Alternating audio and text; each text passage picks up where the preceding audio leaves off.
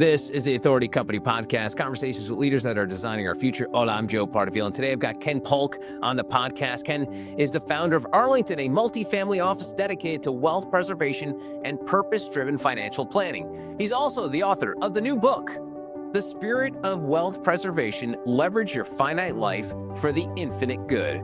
Ken's going to drop a ton of wisdom for anyone who's managing significant wealth, or simply if you want to create a meaningful family legacy.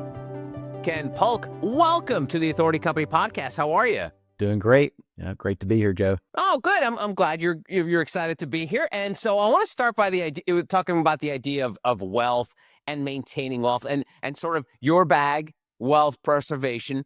And I want to talk about in terms of like why that's so hard and why sometimes it could be just as hard as building wealth, because I'm sure people that go along their entrepreneurial journey, whether they're on their own or they're with a company, it's all about like building that wealth. And then there comes a point in your life like, oh shoot, now I got to do something to keep this. And we've all heard the horror stories.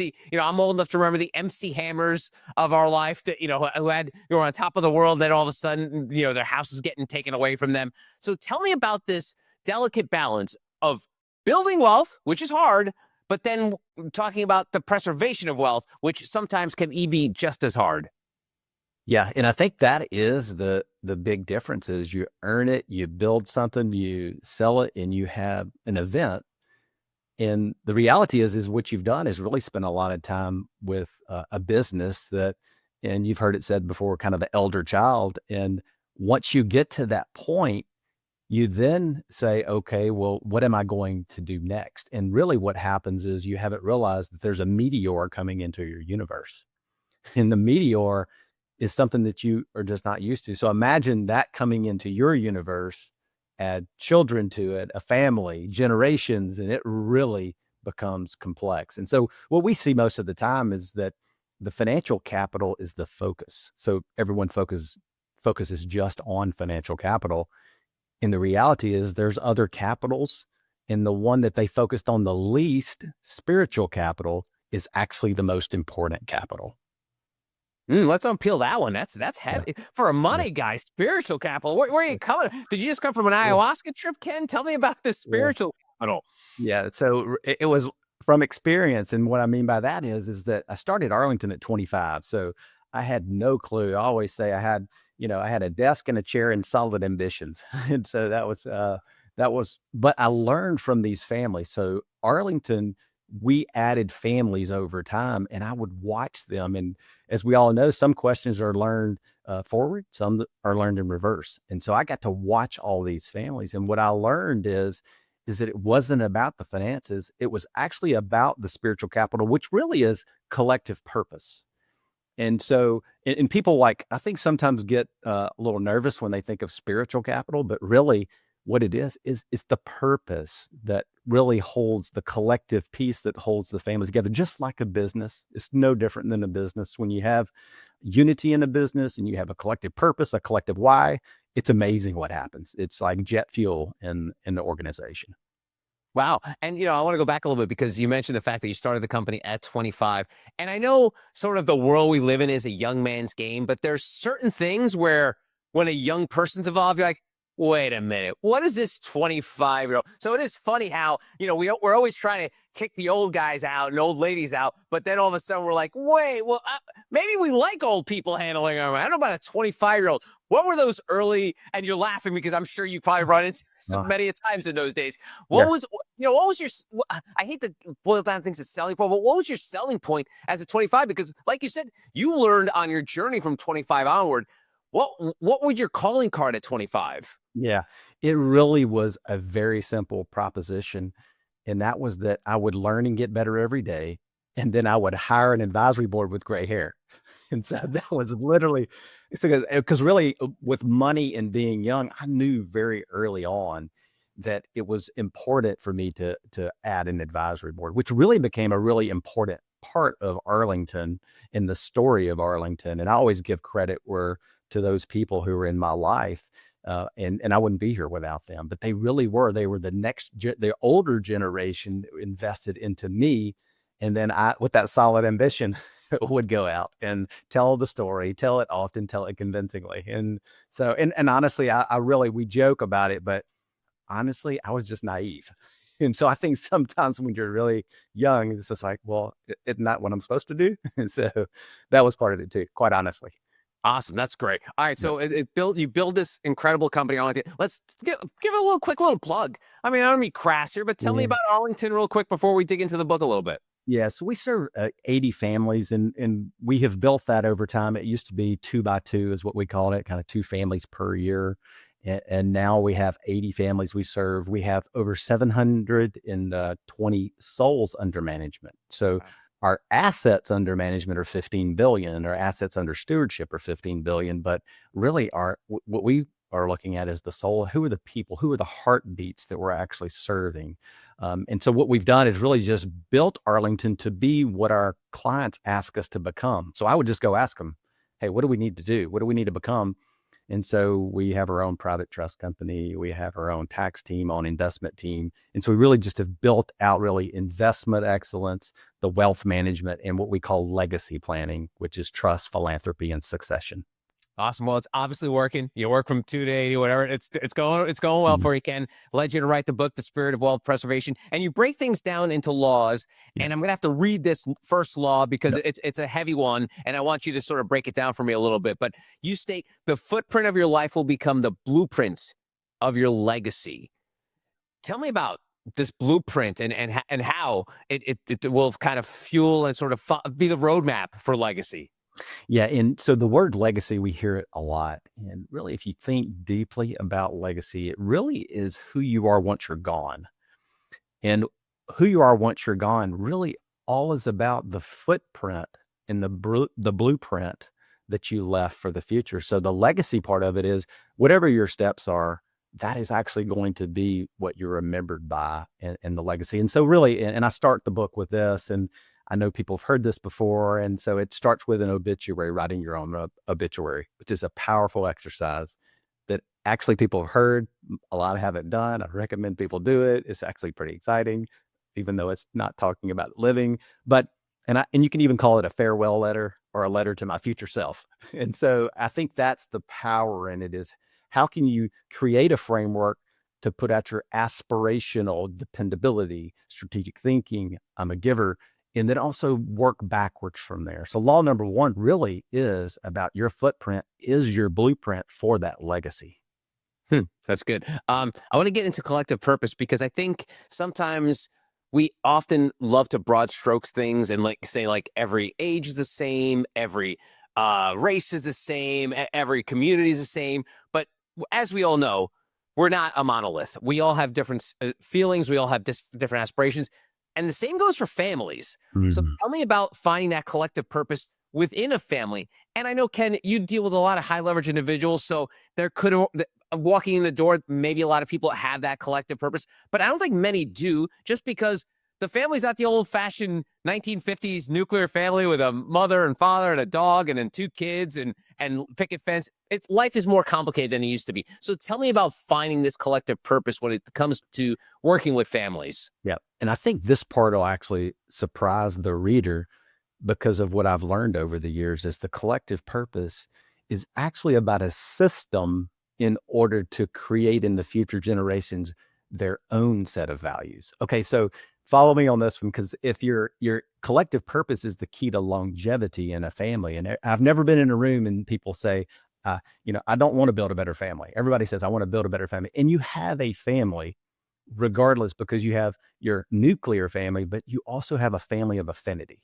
So the family of affinity could be your synthetic aunts and uncles who play an incredibly important role in your family. So I'm using the family language, but at the end of the day, as far as collective purpose is that the importance is the matriarch and patriarch, the mom and the dad don't say these are your values. It actually is they if they live the values, they clarify the values. It's amazing what happens when they say, okay, now kids, go do your own clarification of values. And it's amazing. If you've done it, it's like, oh, well, they're actually pretty close because that actually is for a family their greatest concern. If you polled families, what is your greatest concern? They would say that my kids have my values. And the kids would say that, why am I here on earth? Especially the younger generation is, what's my purpose? Why am I here? So the kids are saying one thing, the parents are saying the other.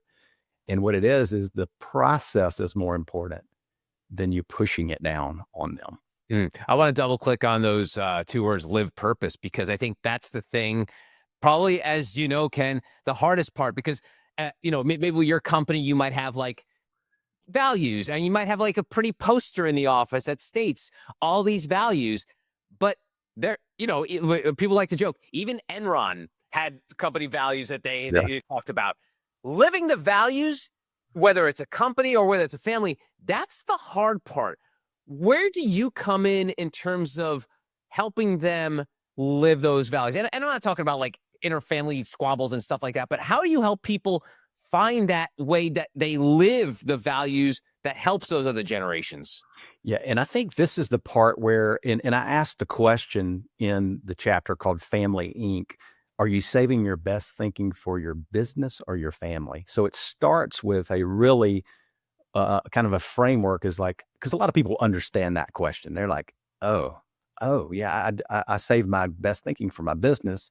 What if I did that for my family? So what we've done, and really we think it's an important part of the process, is we literally have a checklist to help people then build in a system. So, and what we found out is they're really universal principles. And it applies if you have $1 or $1 billion. It does not matter. Money does not matter in what I'm about to say. The first thing, if you then take your character traits under law 1 and you say, you know what, I'm going to write my obituary, I'm going to live it backwards, I'm going to write a farewell letter. Law 2 in longevity really comes down to 3 things. One is clarifying your values. The second is identifying your gifts. And the third is living on purpose. And so let me unpack the actual question, is identifying gifts. So everybody talks about purpose, purpose, purpose. And I always say, let's put purpose to the side. What if you identified your gifts? In Picasso, I think, is credited with saying it is, hey, you find meaning in life when you identify your gifts. You find purpose when you give them away.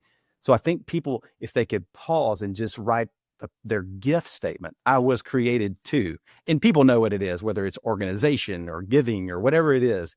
It's incredible what happens when they identify it. So once they clarify their values and identify their gifts, then they can live life in this crescendo way where they update it annually, rewrite it annually, even if it's rewriting the same words as I was built to, I was created for. And so that really is it. We call it a build a better family checklist. And it really walks through those stages. And I always say, if that's the only thing we did for families, the money, I always say the money's easy compared to this part here, because, and it's really a life's work. Both 4 families I work for, as well as my family, is that it's the ultimate gift.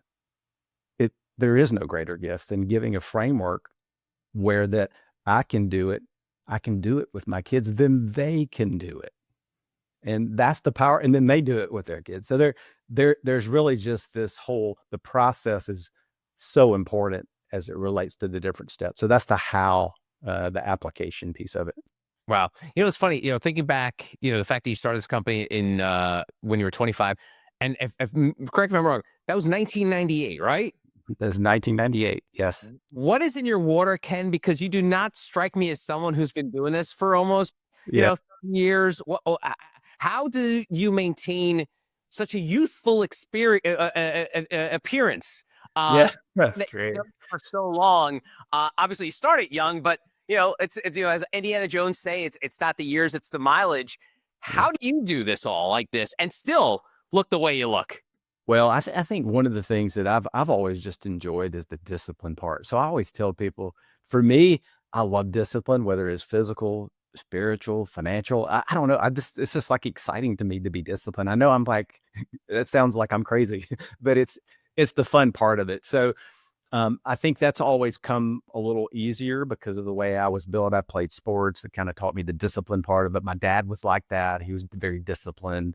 And so, but I do take it as a compliment, Joe. All right, good. Yeah, no, it wasn't certainly it wasn't anything. You look young Yeah. for your age. So, Yeah. I was just wondering, like, what's the secret sauce there? I mean, you're obviously working well with people's money, but you're Yeah. doing something well with yourself as well. Yeah. Well, Thank you. Well, that's good. All right. So 98 you start, you're going along, chugging along pretty well, and then '08 happens. The last Great Recession. We don't need to relive that whole thing. Obviously you got through it on the other side. But now fast forward to 2025 where we're in this world without getting into the politics of it of we don't know what tomorrow will bring because Yeah. it's that crazy.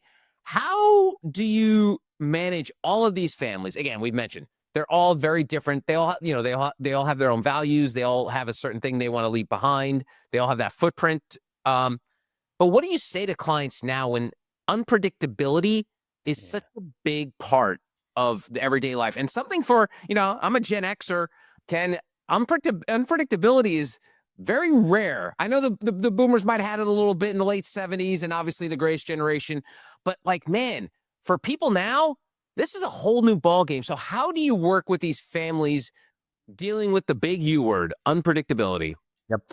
And I think you hit it. It is like becoming, and I don't want to sound like the age I am, but it is becoming more unpredictable. And I think that is just the rising of the turnings, what they call them. And so right now we're in a period of very high unpredictability, and some would even say a little bit of chaos.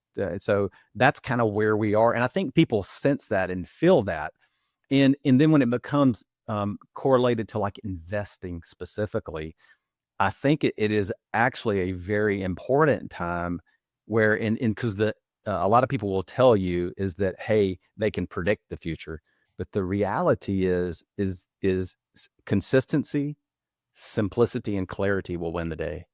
And so that part of it is something that I love. The thriving part of it is like when I see the chaos, to be able to add the consistency and the simplicity and the organization back to it. I think that is becomes really important for a family, for an investment portfolio, for really a business in general. Is in it. It's interesting. The consistency actually ends up winning. And I always say the tortoise wins the race, and the hare gets eaten for dinner. It's All right, that's good. okay. And another thing that's new from the time you started, there's diverse ways of investing, way more war than Yeah. I remember. I was like, hey, buy IBM stock and you'd be set for life. That was like us growing up. It's a lot more complex, and so I'm curious with as these families grow, and you're also bringing in younger families. There's cryptocurrency and these other, investing overseas. How do you funnel all of that in terms of keeping people with their eye on the prize, but also being able to innovate? Because I think that's you get stagnation and innovation. You can keep things the same. Ken, I'm sure you can be like, hey, just let's do Fortune 500 companies, blue chip, S&P, all that stuff. But there's ways to innovate. How does innovation work in with Arlington? Yeah, and I've seen Arlington over the years. It definitely has evolved in the way it invests. Early on, a lot of stocks and bonds today, private companies, private real estate, and all those. But at the core, kind of like the fundamental piece of investing, is still about the valuation of a company. So I always tell people we're in the preserve a fortune business, and so the families are looking at us saying, "Hey, compound the capital." And preserve for even the younger generation really want to say now humans speculate. So they always say just keep your speculation to about 10%, and the 90% is really about valuation and like what are the cash flows of the business or the stock, which is could be of course the business, and then also the other pieces like real estate or private equity and others. So yeah. Let's mention generations, Gen Z. You write about that in the book a little bit. Have we gotten a feel in terms of what's Gen Z's financial acumen is like? I mean, I know there's probably still, I think, on the high end and their lower, early 20s. But what are you seeing there in terms of their involvement with their families and the families you work with? Yeah, and I see a lot, and I've seen this over the years, is really the economy, especially when they exit their college years, will dictate really kind of how they feel because it's their when they get that first job. It's like how hard was it? How easy with it? It's amazing how that impacts the way they think. Now, if they come from a home that taught them financial principles, yes, but the reality is there's not a lot of families that actually teach the financial principles, coming from the home. So what you will have differences, but what I can tell you about the Gen Z is they do look at money different. And so I actually the book ends with a chapter called The Future of Money. And what's interesting, when young people read the book, they actually, and they don't have children, and so family to them is like less interesting. They talk about the future of money because what they want the money in the world is to do good. Do good actually is as important, and you can do both. It's the and is the cash flows. So do both. Have cash flows, have a great business, but also do good. So I do see that difference in the generations very clearly, the younger generation, Gen Z. Interesting. Oh, that's good. And what in terms of the younger families, one of the things that I've had many conversations with is financial literacy, and we see a lot of it, especially with like immigrant families. Maybe people that don't have as much money. It's like basically you're living check to check. So the idea of like thinking about a 401k seems like almost like another language they have to learn. What's the financial literacy side on these sort of high net worth families? Do they come in kind of like, because the reason I bring this up, Ken, do it like, do you know how, sometimes when let's say you have a plumber and you're the plumber's working and you look over their shoulder and you give your 2 cents and you're like, hey, should you be doing this? Do you deal with that since you're dealing with people that are very obviously successful and probably for generations to then have to manage the fact that these people may know a lot and maybe think they know more than they actually do? Yep. Yeah. And I will say this, it is really important for families, especially that have the means, that have had a liquidity event or have wealth. It's actually to have very simple financial principles for their children. So for my household, it was really simple. I always call it the undefeated financial plan. And so, and I can teach it in 2 seconds. It's give, save, live. And so if you give, it just puts something in your heart that it's not all about money. If you save, then you never run out of money.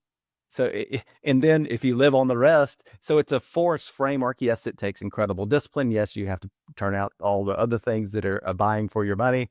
But the reality is those who have the really simple principles actually end up winning in the end. And so the what we try to do is help the families with younger children. But my kids at 6 got jars, give, save, live jars. And then when they got 10, they got a bank account. I mean, so these are not rocket science items, but it's really just just doing them actually teaches them the financial principles. Because what happens, this, when you start earning money, your desire for spending goes way down. It's, so you're in the preservation mode when you're spending your money that you've earned, and so especially the young people need to learn that piece of it. So That's nice. Speaking of the young and your kids, I'm just curious because you talk about and write about the fact that family's obviously very important to you, yeah, but you don't believe that you should have family members leading at Arlington.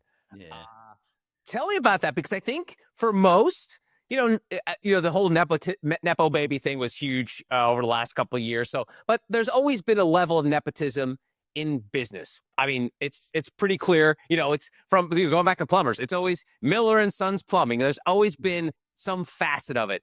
Tell me about the fact of this. Let's about the idea that you don't yeah. want family leading, you want to bring non-family members in. Tell me about that, because that is very interesting, and you do not hear that much when it comes to folks that have created wealth and created companies, because they're like, okay, I've created this for my next generation. They're going to jump in and join me. So tell me about that. Yeah. And so I always tell people too, in this part is like, what I'm about to say doesn't mean I'm right. It's just the way that I've looked at it and I've watched other families do it. So it's been, for me, it's been very powerful to make a certain set of decisions. And so, really, if you look at the Arlington, the business, is we looked at it and said, okay, well, we're in the wealth management and family business. We're making promises. We have all active owners at Arlington, and we're making promises for children and grandchildren. So that right there actually is, I would never want one of our families to think, well, is really one of your children the best, the best to serve? So for me, I'm like a real practical, like that piece was real practical. And then I went and asked them. I would say, hey, what do we need to become? And they really said two things. We want you to retain incredible talent, and we don't want you to sell the organization. So all of that coupled together really became what I call the third path. And so I write about the third path. And like you mentioned, hey, you sell it, you transfer it to the family, but I say there's a third path. And it's been incredibly rewarding. So when my kids were 6 to 10, they would say, "Hey, am I going to work at Arlington?" And I would say, "No." And now the answer to your question, because it was my dream. It was my dream. And so what I want to do is give them the power to go fulfill their dream. And I believe there is now it can work another way. That's where I'm going back to. But the reality is the third path for Arlington, what's best for the families that we serve? What would they choose?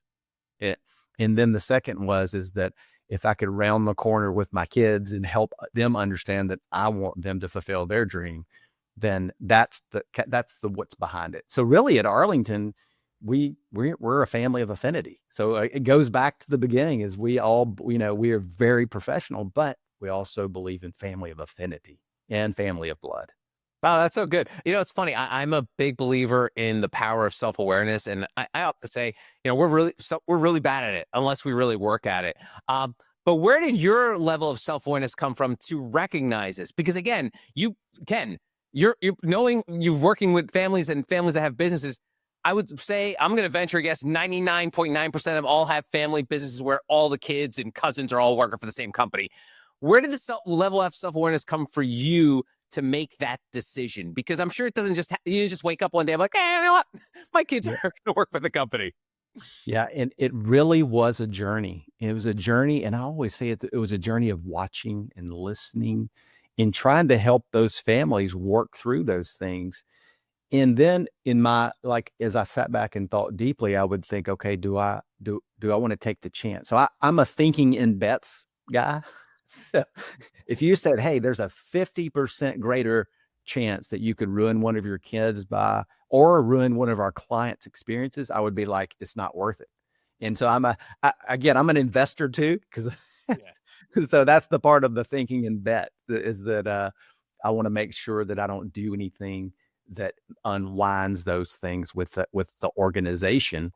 And so that becomes kind of the driving force too, quite honestly, as I thought about it. So, And like but you the said, self-awareness, is important. self-awareness is important. And again, not you said it, not that there's a right way or a wrong way, but why do you think more people don't think like that? And let's get into the hypotheticals here. Why do you think more people? Because the way you explain it, and Ken, as you can tell, I'm not a very bright guy. The way you explained it, it just makes so much sense of the reason why you don't have a family. But for whatever reason, you're the minority when it comes to that. Yeah.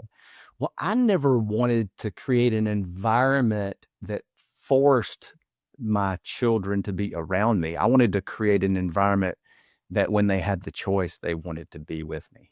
So there's just something inside of me that says that for me, fulfillment is like they actually can't wait to hang out with me. And so I see it a lot. I mean, in business, whether they like it or not, they're forced to. Yeah. And so there's some of that in it that for me, I just needed to settle that piece, and it's worked out well for me. And but I think that's a lot of times as people think, and also that is a generational thing. The generations I build a business, so and also it's different over the last 100 years because it used to be that families lived in a very close vicinity. And so they had a business.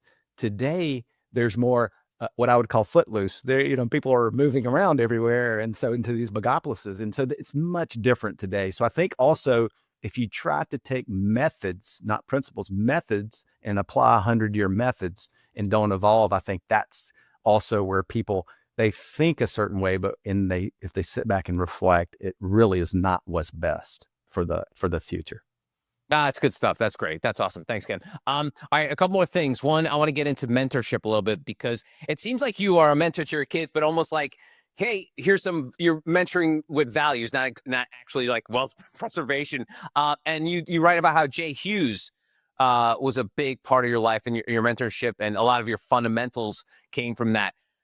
Let's go for the past, the present. So tell me about how the importance of Jay on your life, and then how you plan to pay it forward in terms of you mentoring the next gen. Yeah. So Jay Hughes, I called him a year into Arlington. Again, I had promised the clients I'm going to go find, the two clients that I was going to go find an advisory board with gray hair. And he was the person who wrote the book, Family Wealth, Keeping It in the Family. So that I called him, I cold called him, and he said, I will give you 15 minutes. And so he gave me 15 minutes, and I shared the vision with him. And he said, I'll call you back in a week from now at 2:00 on a Tuesday. And I thought, he'll never call me back. But I was sitting by my phone. It was like the old time, sitting by my phone. And he called me. And what I did is he took me on this journey. And I often tell people he's the co-founder. He doesn't own any of Arlington, but I call him the co-founder because he's the co-founder of the heart and soul of Arlington, because he took me in and taught me 20 years in advance of where I was. And it was so powerful. And so I always tell, when people come and ask me about a board or an advisory board, I tell them, I can tell you the two key characteristics. If you want a fantastic advisory board, you want it to do incredibly well, what I would say is there's two key characteristics. Number one is that they love you. I mean, they just love you enough so you won't run off of a cliff. That's the kind of, and then the second is that you're effectuating their dream through your organization. You have the same dream. If you have those two things in an advisory board member, it is amazing what happens. It's like, it's incredible. So Jay was a big part of that. He was really kind of our first advisory board member. He's in his 80s now and still on our advisory board. Just incredible wisdom. So that part of it has been really important. And then as it relates to, it taught me a lot about mentoring and the others. And in Arlington, we use a word called followship that I write about. So followship, there's 60,000 books on Amazon about leadership. There's 20 on followship. So what is followship? Fellowship is really a very simple principle, and it goes beyond the servant leadership. Fellowship is, I live to fulfill your dream. And I love it. So fellowship is, what is your dream? And I'm going to go help you fulfill it. And really that's the key ingredient for the team members when they come to Arlington and we interview, is like, hey, are they interested in the fellowship piece? Because it takes a special person to wake up and say, I get excited to fulfill other people's dreams. And so, yeah. Good stuff. Good stuff. All right, Ken, I always wrap up these conversations taking folks behind the dedication of the book, and you dedicated to our past, present, and future clients. Without you, Arlington would not exist. Tell me about why it was so important. You could have, obviously got the family you could dedicate it to. You could dedicate it to Jay, many people that have helped you pave the way. But why was it important to kind of give props to the clients here as a dedication? Yeah, and that part of it was two things. One is, I always said I would never write a book, and so that's, never say never and I did. But when I did and reflected on it, the reality is I've never thought Arlington was mine anyway.